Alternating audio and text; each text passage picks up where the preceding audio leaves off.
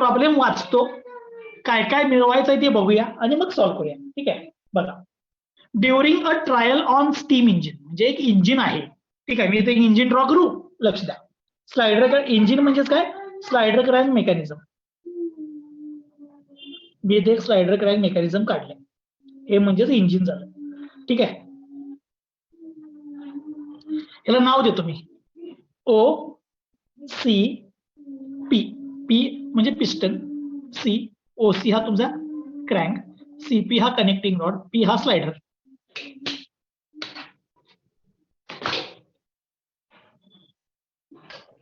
Sir दिसायचं बंद झालो. होय होय, डोळ्यासमोर अंधारे आले. ब्लर गाडी ब्लर. ज्या फोन का पिऊ नाही का तुझा फोन? लक्ष द्या रे. It is found that acceleration of piston is 36. म्हणजे या पिस्टनचं ऍक्सलरेशन आपल्याला दिलंय 36 metre per second square. When the crank has moved 30 degree from IDC. या क्रँकचा हा अँगल 30 डिग्री आहे असं सांगितलंय, म्हणजे थिटा. थिटा कितीलाय 30 डिग्री. पुढं the net effective pressure on the piston. आता इथं पिस्टन वरती या बाजूनी ज्या वेळेला बर्निंग होईल त्यावेळेला जी स्टीम आहे ती इथं काय होणार बाजून, आता हे स्टीम इंजिन आहे त्यामुळे इथं स्टीम असणार.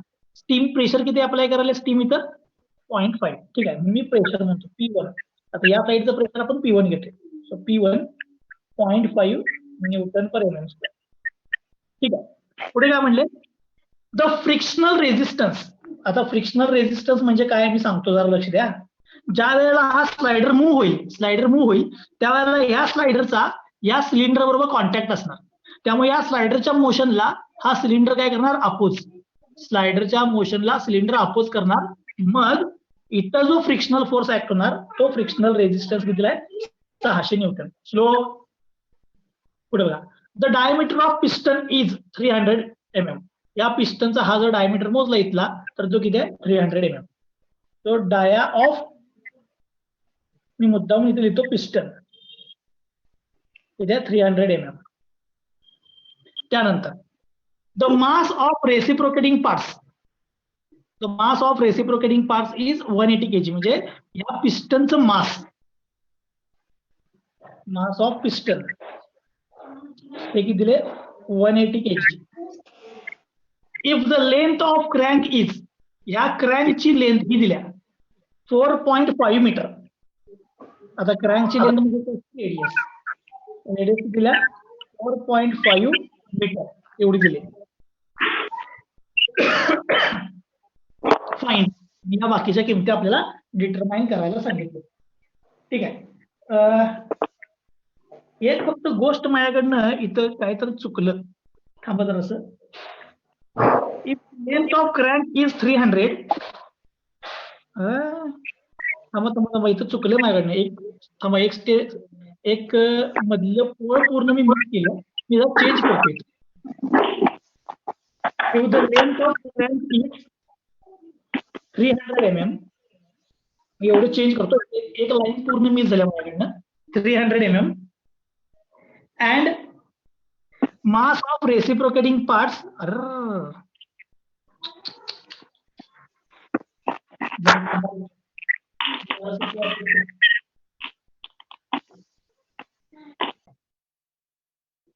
and the obliquity ratio is L by R is equal to 4.5. एवढे मिसिंग आहे. ठीक आहे, R 300 आहे, R 300 आणि N म्हणजे obliquity ratio L by R is equal to 4.5 एवढं दिलंय आणि या किमती शोधायच्या. आता जरा लक्ष द्या, मला पहिलं आन्सर काय विचारले बघा, reaction on the guide bars. इथं गाईड कोणाला केलं जाते, हा स्लायडर आहे, स्लायडर हा असा मूव्ह होतोय बघा. हा कोणामुळे असा मूव्ह होतोय, स्लाइड होतोय, स्लायडर कोणामुळे स्लाइड होतोय, तर हे जे बाहेर सिलेंडर आहे, सिलेंडर त्याच्यामुळे हा स्लायडर इथं स्लाइड होतोय. म्हणजेच या स्लायडरला हे सिलेंडर गाईड कराले, म्हणजे हा झाला गाईड बार, हा झाला गाईड बार. म्हणजे पिस्टन आणि सिलेंडर यांच्यावरची रिॲक्शन, त्याला काय म्हणायचं, रिॲक्शन ऑन गाईड बार म्हणजे FN. ठीक आहे, हा गाईड बार आहे, म्हणजे तुमचा सिलेंडर आणि त्या सिलेंडरवरची रिॲक्शन म्हणजे FN. FN हा काय झाला तुमचा reaction on guide bar FN. Okay, हे 1 नंबरचा आन्सर. दुसरं, thrust on the shaft bearing.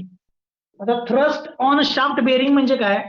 हा शाफ्टचं बेरिंग इथं असते बघा, इथं या बेरिंग वरती ऍक्ट होत असलेला फोर्स हा, त्याला आपण काल FB म्हटलं होतं. थ्रस्ट ऑन शाफ्ट बेरिंग म्हणजे हे 2 नंबरचा आन्सर विचारले, म्हणजे FN, FB. 3 नंबरचं बघा, टर्निंग मोमेंट म्हणजे torque acting on crank. Crank वरचा टॉर्क विचारलाय बघा. टॉर्क कसा काढतोय काल मी तुम्हाला सांगितलं, एक परपेंडिक्युलर लाईन ड्रॉ करायची. इथला फोर्सला मी म्हटलं FT, tangential force. Tangential force into क्रँकची लेंथ केली तर फोर्स इंटू परपेंडिक्युलर डिस्टन्स म्हणजे काय येणार, इथला टॉर्क मिळणार. म्हणजे मला FN, FB, FT काढायचा आणि त्याला रेडियसने मल्टिप्लाय करायचं म्हणजे टॉर्क मिळेल. ही तुमची 3 आन्सर.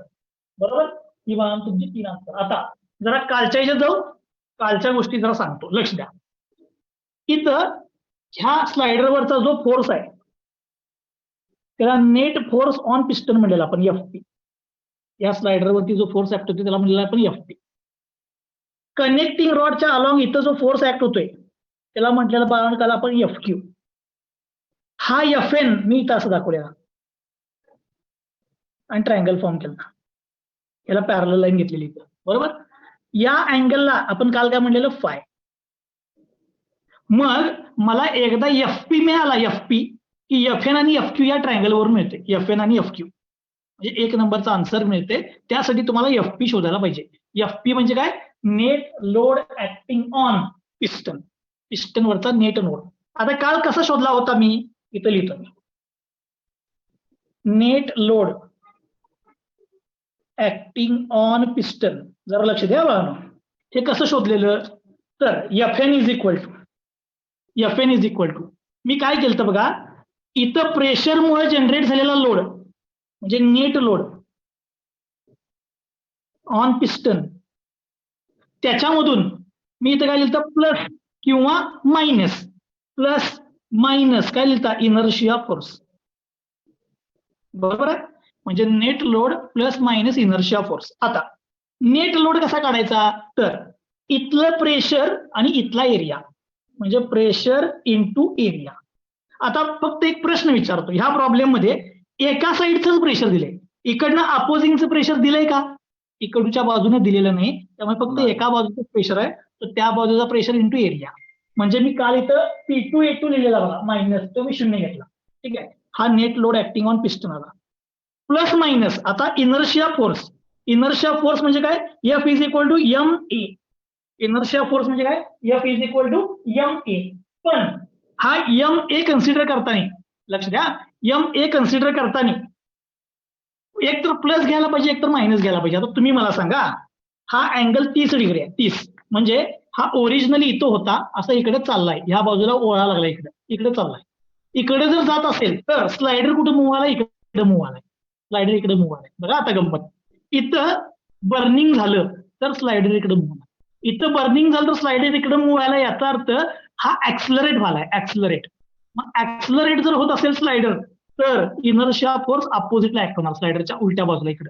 बरोबर, म्हणून हा इनर्शिया फोर्स काय येणार, मायनस. त्यामुळे तुम्ही लक्षात असं ठेवायचं, ह्या बाजूने इकडे जाऊस तोपर्यंत, इकडं म्हणजे ह्या एंड पासून इथं जाऊस तोपर्यंत इनर्शिया फोर्स मायनस असतो.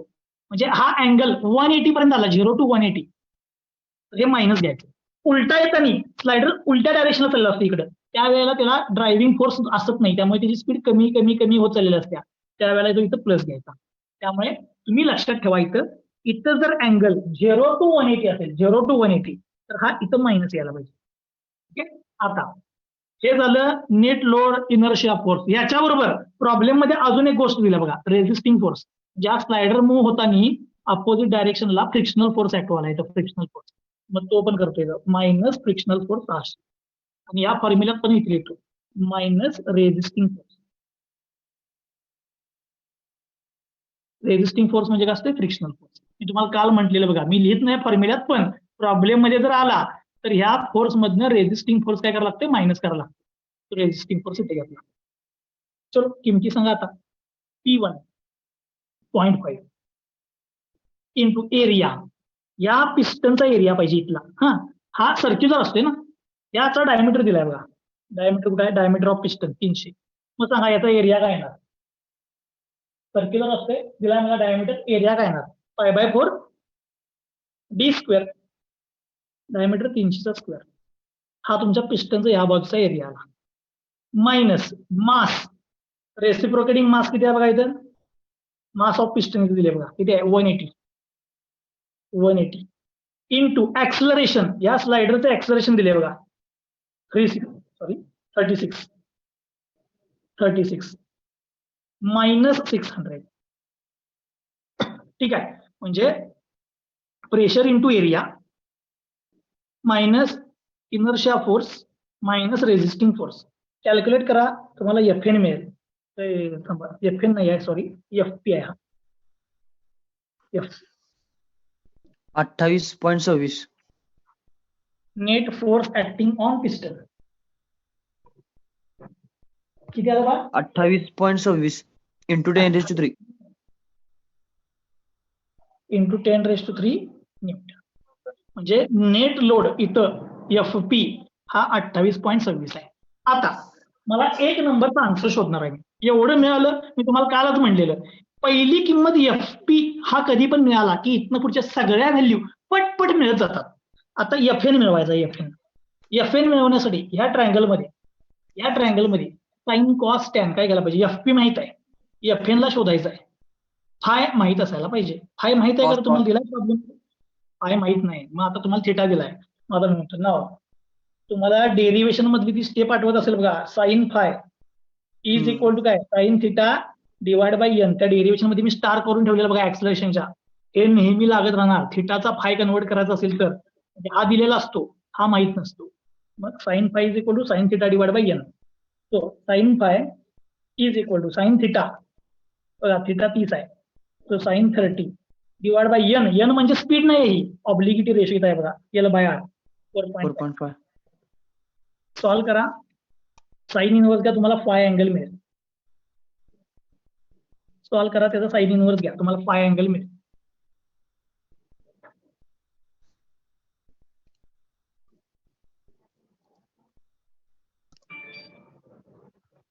$6.37 6.37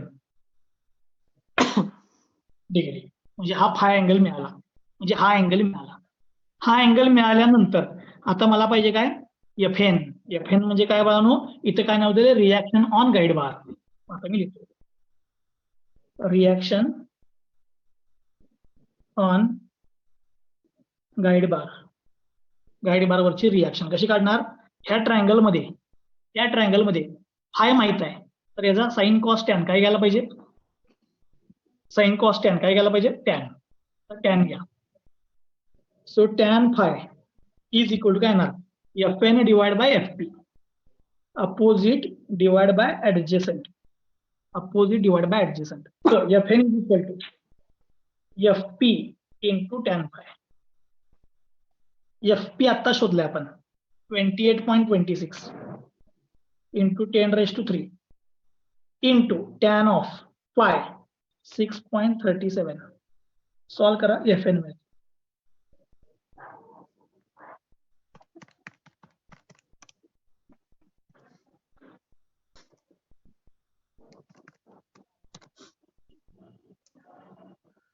$3.15 into 10⁻³ 3.15 इंटू 10⁻³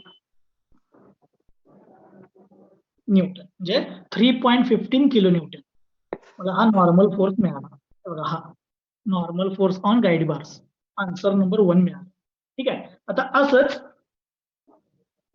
हे ऍक्च्युली याच्यानंतर इकडे उदालतो मी, इकडून इकडे सॉल्व्ह केले.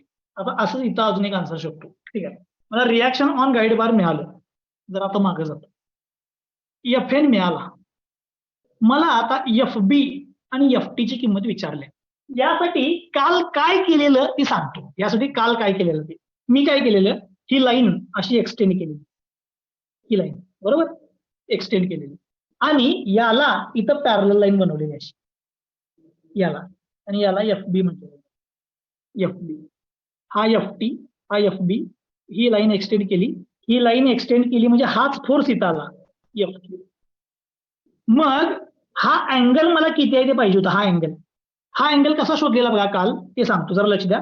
इथं एक परपेंडिक्युलर टाकलेला असा आणि हा 30 आहे, तर हा अँगल 90 मायनस थिटा म्हणजे 90 मायनस 30 होता, हा म्हणजे 60 आहे. हा अँगल फाय आहे, तर हा जो अँगल आहे हा अँगल 90 मायनस फाय होता, बरोबर. हा 90 मायनस थिटा, हा 90 मायनस फाय, तर हा अँगल आहे तो थिटा प्लस फाय आलेला, थिटा प्लस फाय हा अँगल. मग हा अँगल किती आलता, 90 मायनस थिटा प्लस फाय आला होता, फाय. ठीक आहे. मग मला जर एफ बी आणि एफ टी या दोन किमती शोधायच्या असतील, एफ बी आणि एफ टी या दोन किमती शोधायच्या असतील, तर मला एफ क्यू पण माहित असलं पाहिजे. एफ क्यू हा एफ क्यू म्हणजे काय, force acting on connecting rod. म्हणून हे शोधण्यासाठी मी एफ क्यू शोधून घेतो, एफ क्यू. ठीक आहे. मग आता मी देतो फोर्स. हे आन्सर विचारलेलं नाही आहे, पण पुढचे आन्सर शोधण्यासाठी मला एफ क्यू लागणार आहे. Force acting on connecting rod. मग या ट्रायंगल मध्ये मला एफ क्यू पाहिजे आहे. फाय माहित आहे, एफ पी माहित आहे, किंवा एफ एन पण माहित आहे. एक तर साईन घ्या नाहीतर कॉस घ्या. ठीक आहे, मी साईन घेतो. तो sine phi is equal to, sine phi काय येणार बघा, अपोजिट म्हणजे F N divide by hypotenuse म्हणजे एफ क्यू. याचा अर्थ F Q is equal to F N divide by sine phi. किमती पुट करतो. एफ एन आता शोधलाय आपण 3.15 into 10⁻³ divide by sine phi इथं शोधलाय 6.37. सॉल्व करा, तुम्हाला एफ क्यू मिळेल. Force acting on connecting rod. हे काय आन्सर विचारलेलं नाही आहे, पण पुढच्या गोष्टीसाठी लागणार आहे. हे काय आन्सर विचारलेलं नाही आहे, पण पुढे जाण्यासाठी लागणार.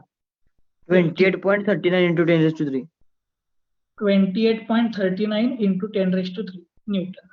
म्हणजे एवढा फोर्स या कनेक्टिंग रॉडवर ऍक्टिव्ह आलाय. आता हा कनेक्टिंग रॉड पुढे मी एक्सटेंड केलाय. ठीक आहे. इथं परपेंडिक्युलर एफ टी, ह्याला पॅरलल लाईन इथे घेतलाय एफ बी. हा अँगल 90 मायनस थिटा, हा 90 मायनस फाय, हा थिटा प्लस फाय, तर हा आलाय 90 मायनस थिटा प्लस फाय हा अँगल.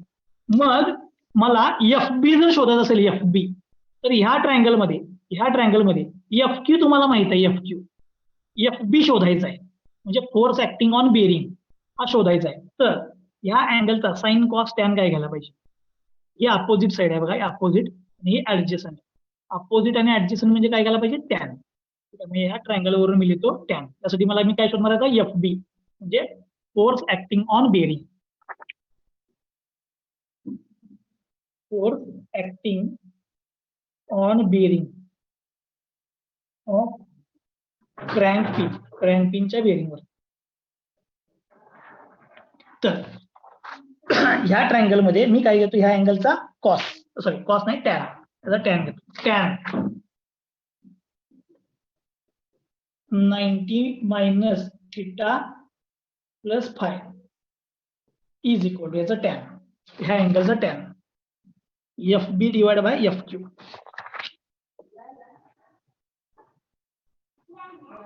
किमती पुट करतो. Tan 90 minus theta plus phi, theta किती आहे बघा, थिटा 30 आहे, phi 6.37, 30 plus 6.37 is equal to F बी शोधायचा आहे divide by F Q. F Q आता शोधलाय 28.39 इंटू 10⁻³. हे जरा व्यवस्थित सॉल्व करायचं. पहिला हे ऍडिशन करायची, मग 90 मधनं मायनस करायची, मग त्याचा टॅन घ्यायचा आणि मग ह्या व्हॅल्यूने इकडे आणून मल्टिप्लाय करायचं. तुम्हाला एफ बी मिळेल.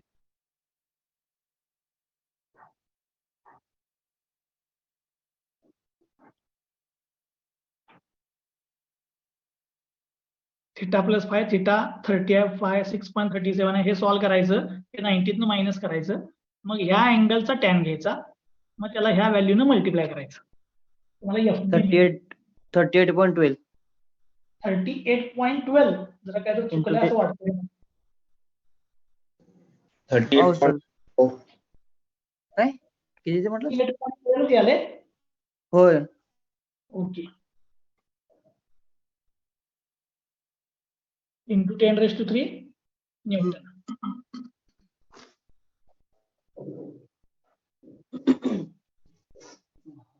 ठीक आहे. चलो मला आता बाळांनो FB मिळाला, फोर्स ऍक्टिंग ऑन बेरिंग. आता हे तुमचा आन्सर नंबर 2 आला. Answer number 2. आता आन्सर नंबर 3 बघा. आन्सर नंबर 3 नंबरचा आन्सर काय विचारले बघा, टर्निंग मोमेंट. टर्निंग मोमेंट साठी तुम्हाला आता काय माहित असायला पाहिजे, हे FT Radial. माहित असतं. हो FT. सॉरी FT म्हणून मी आता पुढचा आन्सर शोधतो.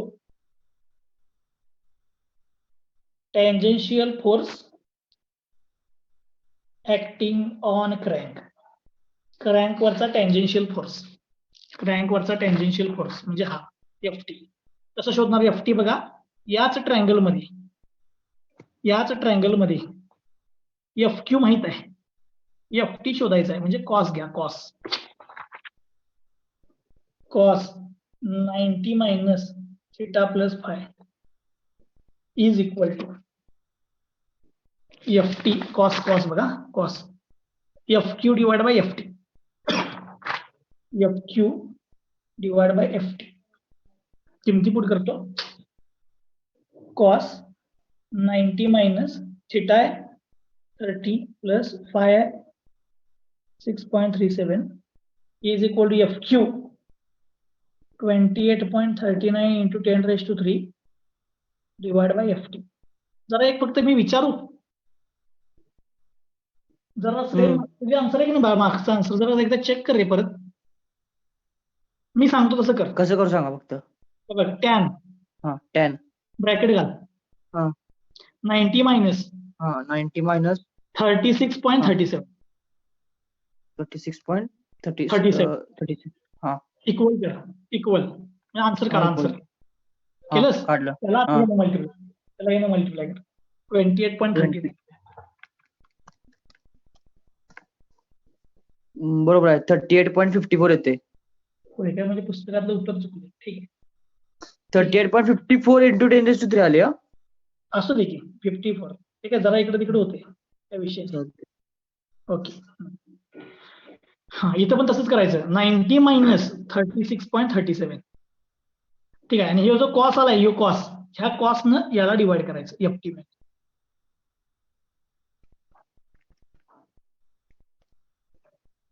90 minus 36.37 34.38 किती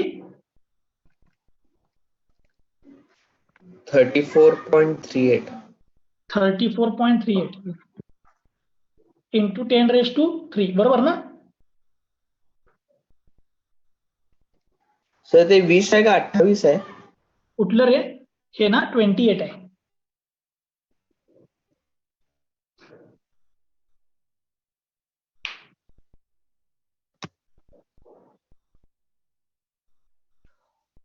ओ सर तिचं बरोबर चुकीचं वाटायला लागले जरा. कुठलं आत्ताच जरा एकदा चेक कर परत. हे बघ 28.39 इंटू 10⁻³ ला कॉस 90 मायनस 36.37 ने डिवाइड करायचं आहे.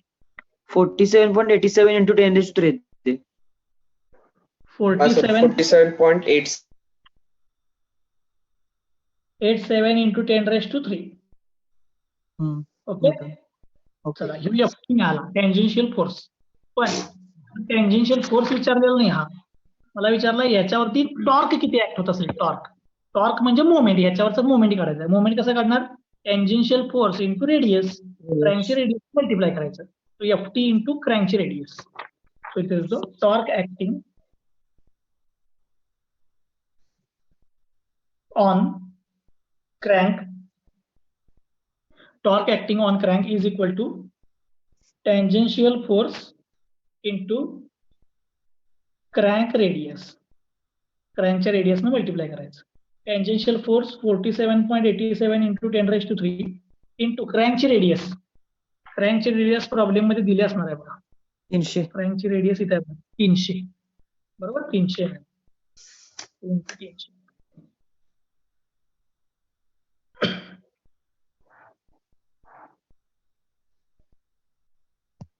14.36 इंटू 10⁶ येते.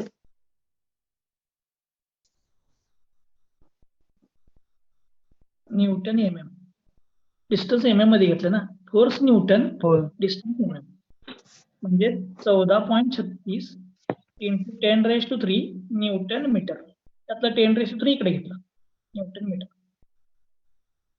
टॉर्कची किंमत मिळाली. ठीक आहे. आणि हा प्रॉब्लेम इथं संपला. एकदम सोपा प्रॉब्लेम. फक्त काय आहे विषय सगळा इथं या फिगर मध्ये. ही होय. फिगर ज्याला जमली त्याला हा पूर्ण प्रॉब्लेम जमला. म्हणून मी काल म्हटलं बघा की प्रॉब्लेम पण आपल्याला असे बघायचे आहेत की जे सगळे याच्यावरती डिपेंड आहेत. सगळे याच्यावर. त्या टॉपिक मध्ये मी सांगतो हा एक टाईपचा प्रॉब्लेम आणि अजून एक टाईपचा आहे. दोन्हीपैकी एक प्रॉब्लेम येते. दोन्हीपैकी कुठला तर एक. सगळ्यांना समजलं मी काय केलं ते परत एकदा सगळ्यांना सांगतो. लक्ष द्या. काय केलं मला FN, FB आणि टॉर्क शोधायला सांगितलेला. FN शोधण्यासाठी मी सगळे फोर्सेस दाखवले. FP, FN, FQ दाखवलं. FP म्हणजे या net force acting on piston. पिस्टनवरचा नेट फोर्स कसा काढायचा?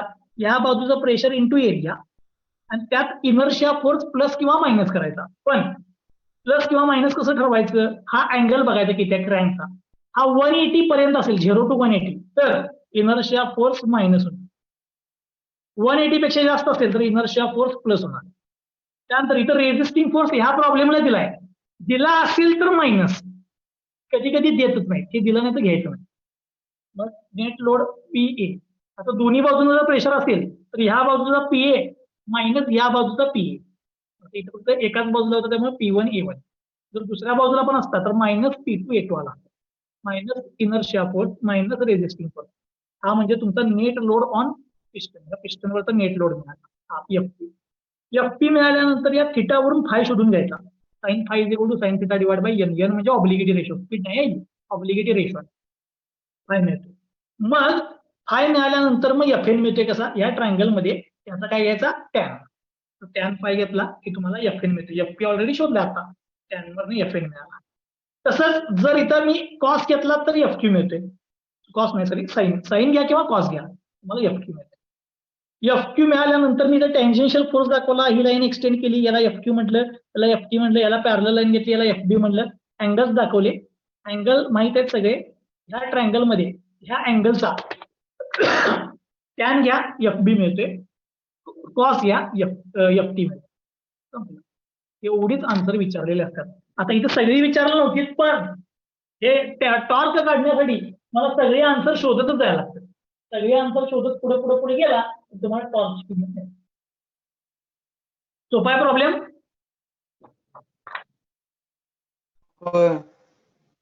प्रॉब्लेम सगळ्यांना समजलाय? हो. बरं, मग मी तुम्हाला असाच एक प्रॉब्लेम अजून एक देऊ. म्हणताय घ्या की काय होते त्याला. प्रयत्न करा. ओके, मी सोडून चालतंय. देतो सांगितलं. ठीक आहे. चालतंय. प्रयत्न करा. मी ओके. सोडून हा, हा. देतो. ठीक आहे. पण तुम्ही घरात बसल्या बसल्या ट्राय करा. चालतंय.